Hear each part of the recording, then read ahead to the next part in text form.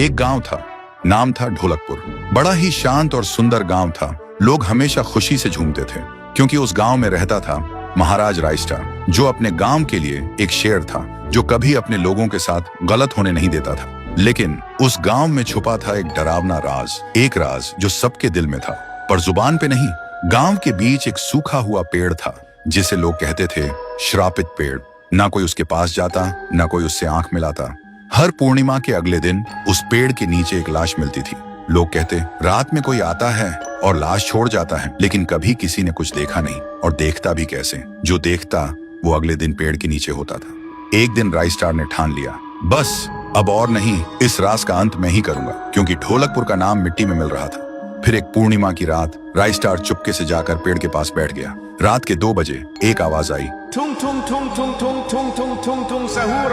और फिर वो पेड़ भूत में बदल गया। वो भूत कुछ अजीब सा था, एक भयानक शैतानी हंसी वाला चेहरा, आंखें बड़ी बड़ी। वो पेड़ चल के एक घर के गेट को जोर जोर से खटखटाने लगता है। तभी एक आदमी डर के मारे आवाज सुन के बाहर निकलता है। वो भूत अपने लकड़ी जैसे हाथ से एक ऐसा थप्पड़ मारता कि उसकी सांस वहीं थम जाती है, और उसी जगह उस लाश को ले जाता है और वापस फिर से पेड़ बन जाता था। देखते ही रायस्टार का दिल कांप जाता है, पर वो कुछ बोलता नहीं।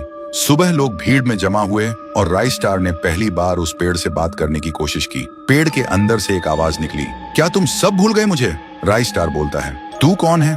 पेड़ बोलता है, मैं हूँ ठुन ठुन ठुन साहुर। एक वक्त था जब मैं भी इस गांव का एक प्यारा सा बच्चा था, लेकिन 100 साल पहले मुझे इसी पेड़ से रस्सी बांधकर उल्टा लटका दिया गया, गांव वालों की आंखों के सामने, और मेरी मौत को तमाशा बना दिया गया, सिर्फ इसलिए क्योंकि मैंने एक राज देख लिया था जो लोग छुपाना चाहते थे।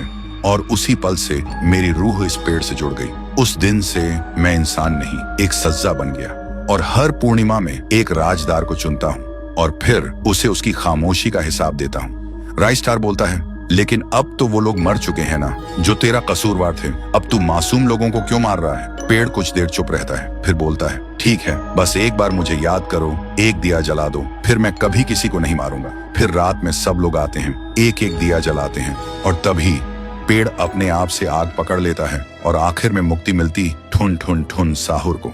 उस दिन के बाद गांव में कभी कोई लाश नहीं मिली। हर पूर्णिमा में लोग एक दिया जलाकर उसकी यादों को जिंदा रखते हैं, क्योंकि अगर भूल गए तो सपने में एक आवाज सुनाई देती थी, ठुंग ठुंग ठुंग ठुंग ठुंग ठुंग ठुंग ठुंग ठुंग सहूर।